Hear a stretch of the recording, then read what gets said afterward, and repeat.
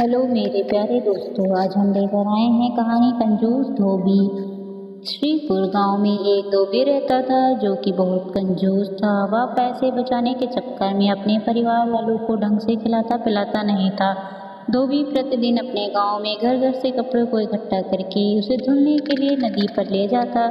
धुलाई से जो भी पैसे मिलते उसे बचाने के लिए धोबी नदी किनारे एक पोटली में पैसों को डालकर जमीन में छिपा देता था।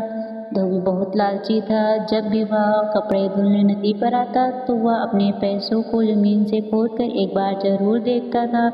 एक दिन एक कुम्हार मिट्टी का बर्तन बनाने के लिए नदी के किनारे मिट्टी खोदने के लिए गया। मिट्टी खोदते समय उसे धोबी के पैसों की पोटली मिल गई, जिसे वह अपने साथ घर ले आया। वह अपने गांव के मुखिया के पास जाकर पूरी बात बताते हुए उसे पैसों की पोटली सौंप दी।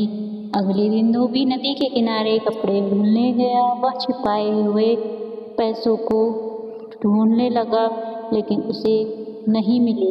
धोबी जोर जोर से चिल्लाने लगा, मैं लुट गया, मैं बर्बाद हो गया। उसकी आवाज़ सुनकर एक चरवाहा उसके पास आता है। उसने धोबी से पूछा, क्या हुआ भाई, क्यों चिल्ला रहे हो? धोबी सारी बात उसे बता देता है।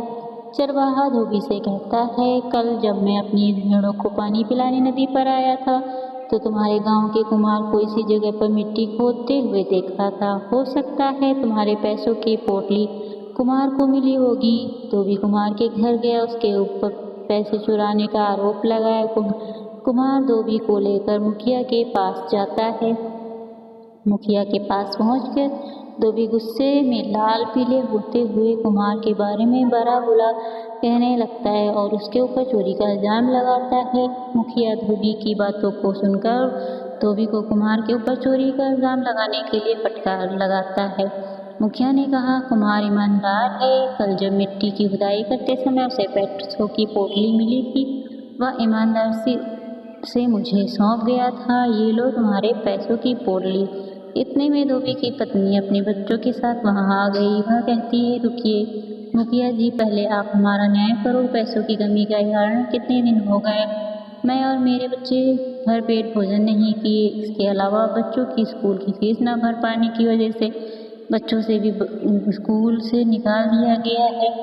इतना पैसा मेरे पति के पास कहाँ से आया? यह पैसा हमारा नहीं हो सकता। इस पैसे को कुम्हार को ही दे दिया जाए। धोबी अपनी पत्नी के ऊपर गुस्सा करते हुए कहा, नहीं नहीं मुखिया जी, इस पैसे का मालिक मैं जो भी पैसे कमाता था खर्च के घर से घर पर नहीं रखता था, इसलिए मैं नदी किनारे जमीन में छिपा दिया करता था। तो मुखिया धोबी से कहता है, तुम पैसों की बचत करने के चक्कर में अपनी पत्नी और बच्चों का ख्याल क्यों नहीं रखते हो? तुम्हारे बच्चों को स्कूल से भी निकाल दिया गया है। इतने में तुम पैसों को बचाकर क्या करोगे? मुखिया अपना फैसला सुनाते हुए कहता है, आज से तुम्हारे घर को तुम्हारी पत्नी चलाएगी। तुम जो भी पैसों को कमाओगे उससे तुम्हारी पत्नी का घर चलाएगी। इस तरह धोबी की कंजूसी छूट गई। उसके बच्चे फिर से स्कूल जाने लगे। अब धोबी के घर खाने पीने की अच्छी व्यवस्था हो गई। इससे हमें यह शिक्षा मिलती है कि ज़रूरत से ज़्यादा कंजूसी अच्छी नहीं होती। अगर आप लोगों को ये कहानी अच्छी लगी हो, मेरी कहानी को लाइक और मेरे चैनल को सब्सक्राइब करना ना भूलें। धन्यवाद।